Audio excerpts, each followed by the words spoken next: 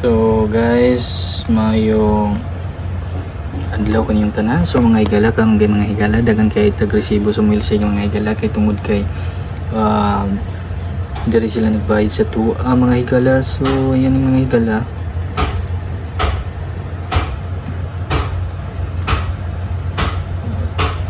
Tuwa pa na ipanguli sa ila ang mga resibo mga higala kay human sila bayad mga higala. Dagan kay salamat sa mga nagbayad mga higala.